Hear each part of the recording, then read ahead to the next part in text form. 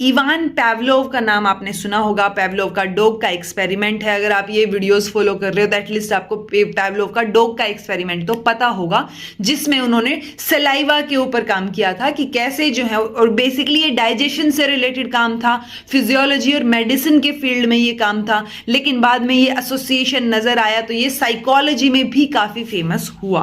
Okay, सो Ivan Petrovich पैवलोव, dog के ऊपर experiment है, ये बात याद रखनी है। पैवलोव की कंडीशनिंग की थियरी को क्लासिकल कंडीशनिंग थियरी बोलते हैं। लर्निंग बाय एसोसिएशन के नाम से भी इसको जाना जाता है। याद रखिए ये एप्लीकेबल है only for reflexive and spontaneous responses and not for voluntary responses. Dog के ऊपर जो एक्सपेरिमेंट हुआ था वो उसकी सलाइवा पे हुआ था। सलाइवा जो है वो वॉलेंटेरिली नहीं आता है। आपके मुंह में पानी खाना देखकर आ सकता है, वॉलेंटेरिली थोड़ी ना आएगा कि आप सोचो कि मेरे मुंह में पानी आ जाए, नहीं। सो रिफ्लेक्स एक्शंस के ऊपर जो है ये काम किया गया था, या इसको जो हम मानेंगे वो रिफ्लेक्सिव और स्पॉन्टेनियस रिस्पॉन्स जो निकल के आता है उस पर ये काम है। Unconditioned stimulus, unconditioned response. Unconditioned stimulus क्या था? फूड था। रिस्पॉन्स में सलाइवा आ रहा है automatically.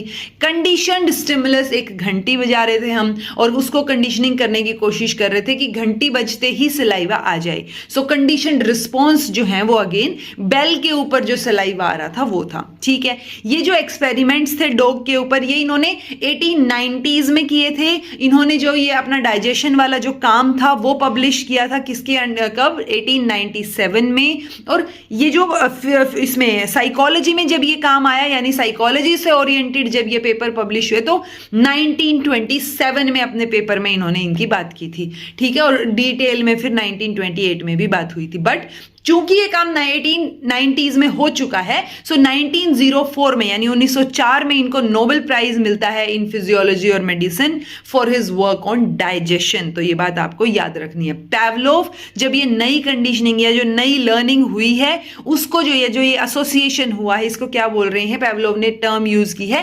Acquisition to denote new learning. तो नई लर्निंग के लिए एक्विजिशन वर्ड इन्होंने डिनोट किया है। उसके अलावा कुछ एक वर्ड्स हैं जो इनकी थियरी से रिलेट किए जाते हैं, जो हम पैवलोव के एक्सपेरिमेंट में बहुत अच्छे से पढ़ते हैं, जो है extinction, spontaneous recovery, stimulus generalisation, discrimination, counter conditioning. So overall हम चाह क्या रहे हैं? हम कंडीशन करना चाह रहे हैं किसी भी अनडिजायरेबल चीज को हटा के लगा लो या कोई डिजायरेबल चीज के साथ लगा लो। सो हम एसोसिएशन करना चाह रहे हैं, और ये एसोसिएशन कई बार टेम्परेरी होता है, बट अगर प्रैक्टिस के हिसाब से मैटर करेगा, बहुत लंबे टाइम तक आपने सेम चीज रिपीट की, सो ये बहुत लंबे टाइम के लिए भी हो सकता है। ठीक है, सो ये आपको याद रखना है पैवलोव से रिलेटेड।